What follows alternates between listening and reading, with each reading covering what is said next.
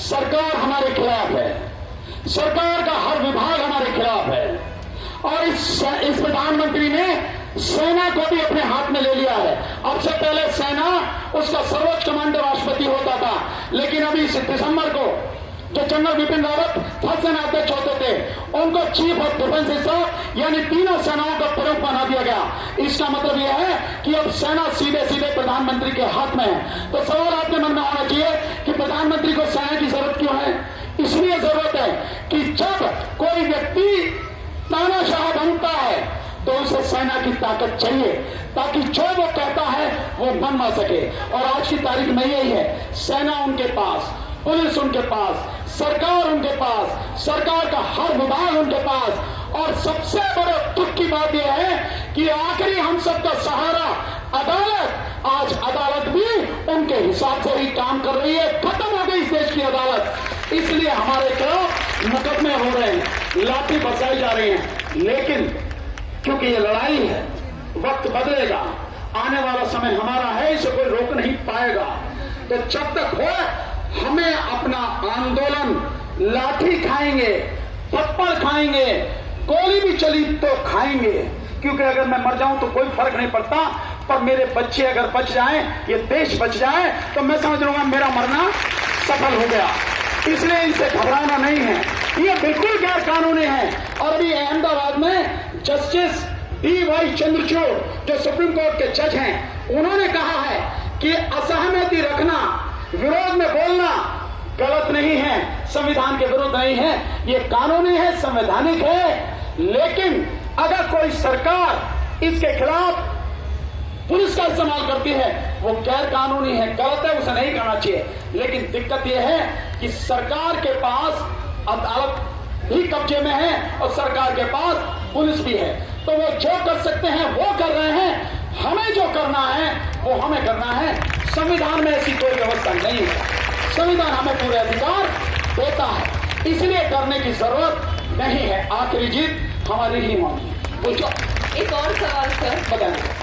मरकज की हुकूमत को तमाम गुलबर्गा की शाहीन से आप ये सवाल करें कि हमें कहते हैं कि शाहीन बाग में हम बिरयानी खा रहे हैं, हम दंगे की चोट पर कहते हैं कि हम सरजमीन हिंदुस्तान में खा रहे हैं। जो गैर मुल्की में पीठ पीछे जाकर गले लगाता है, लाहौर में बैठकर बिरयानी खाता है, उसके गले और उसके खाई हुई बिरयानी का हम क्या करें सर?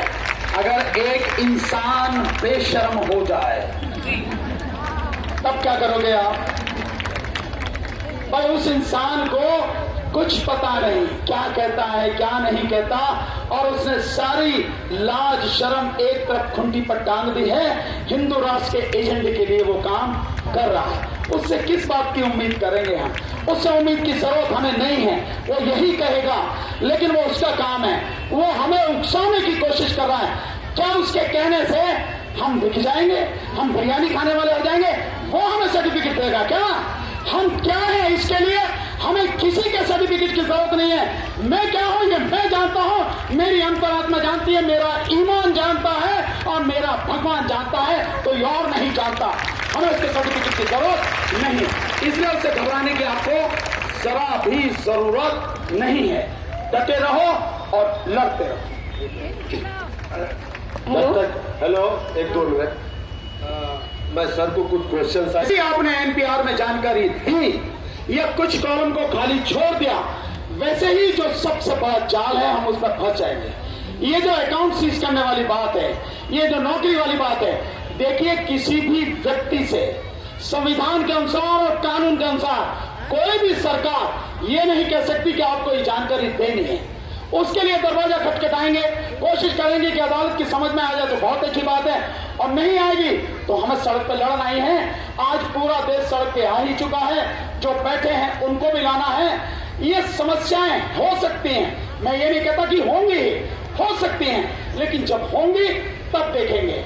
अभी इसमें समय है, इससे परेशान होने की जरूरत अभी नहीं है। जब मैं नहीं दूंगा तो मेरा अकाउंट भी सीज होगा, जब होगा तब देखेंगे, उसके लड़ने का तरीका उस समय निकालेंगे, अभी से परेशान होने की जरूरत नहीं है। और जैसा आप ये कह रहे हैं कि एक्शन क्या लेगी कि सरकार, कोई भी एक्शन ले सकती है। जो सरकार इतनी बुरी तरह से इस देश को बर्बाद करने पर तुली है, आप उससे किस रहम की बात करते हैं, किस अच्छी बात की बात करते हैं? कुछ भी ले सकती है, लेकिन अभी संभावित क्या हो सकता है उसकी कल्पना करके चल रहे हैं। लेकिन एक काम, अगर हमने एनपीआर में कोई जानकारी नहीं दी तो क्या होगा? हमारे घर पर ये आएंगे, भाई आपने एनपीआर की जानकारी नहीं। हम डाउटफुल में तो नहीं जाएंगे ना। अगर हम जानकारी गलत देते हैं या कम देते हैं तो हम डाउटफुल में आ जाएंगे, लेकिन अगर हम जानकारी ही नहीं देते हैं तो हम डाउटफुल में तो नहीं आएंगे ना। दोबारा हमसे पूछा जाएगा, और 30 से 40 करोड़ लोग भी अगर ऐसे हुए उन्हें दोबारा पूछना पड़ गया, 2-4 करोड़ लोगों में ही पूरी दुनिया में हंगामा मचेगा। 30 से 40 करोड़ में तो इस सरकार को जवाब देना भारी पड़ जाएगा। आज की तारीख में ये कितने ही तलवे चाट ले ट्रंप के, कितने भी उसे ताजमहल दिखा दे, कितने भी जो स्टेडियम बना के कुछ कर ले, लेकिन अंतर्राष्ट्रीय क्षेत्र में इसकी भद्रगति पड़ी है। दुनिया इसके पूरी तरह से खिलाफ है।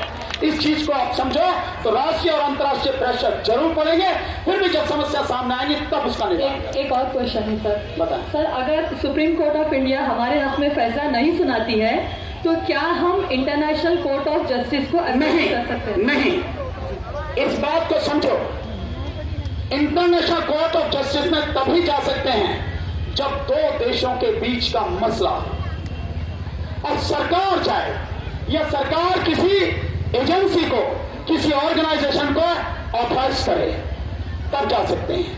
यह मसला हमारे देश का है, इसलिए हम अंतर्राष्ट्रीय कोर्ट ऑफ जस्टिस में नहीं जा सकते। हम कहां जा सकते हैं? ज्यादा से ज्यादा इंटरनेशनल जो ह्यूमन राइट कमीशन है वहां जा सकते हैं, उसके अलावा कहीं नहीं हम लोग जा सकते। लेकिन अंतर्राष्ट्रीय दबाव बनाना पड़ेगा, उसके बहुत से तरीके हैं। आएगा समय तब वो भी सारी चीजें कहेंगे, हर चीज के लिए हमें तैयार रहना है।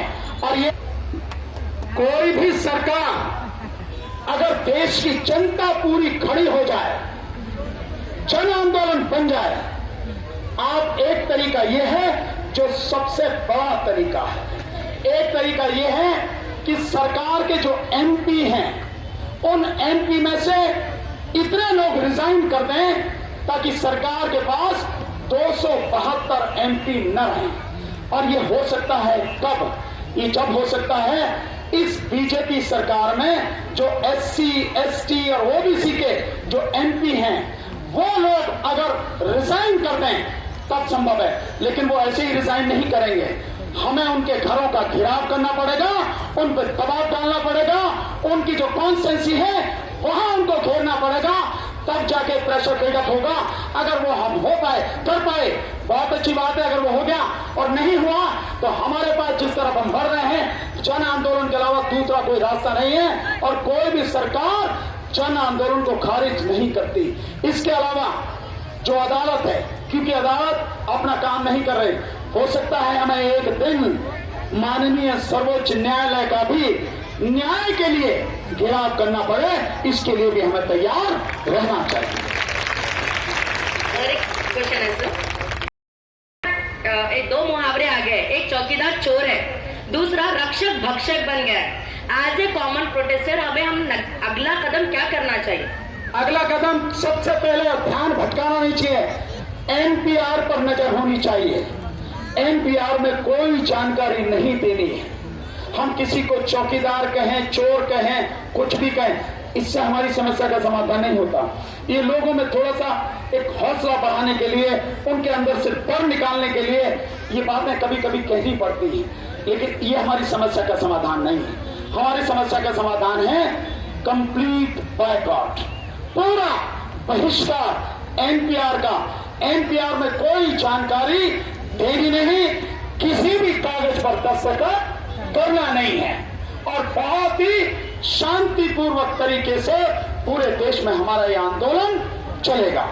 अब ये है आधार तक कोशिश कर रहे हैं कि और समाज के लोग जो घरों में बैठे हैं, चाहे वो हमारी महिलाएं हों, चाहे पुरुष हों, जो घरों में बैठे हैं, वो लोग बाहर निकल कर आए, क्योंकि ये मुस्लिम का मसला नहीं, सबका मसला है, सबकी दिक्कत है। लेकिन इसमें थोड़ा समय लगेगा, पर मैं विश्वास के साथ कह सकता हूं लोग आएंगे और कंधे से कंधा, कदम से कदम मिलाकर हमारे साथ चलेंगे। आप अपने आप को बहुत ही मजबूत बनाते हुए धन्यवाद दो।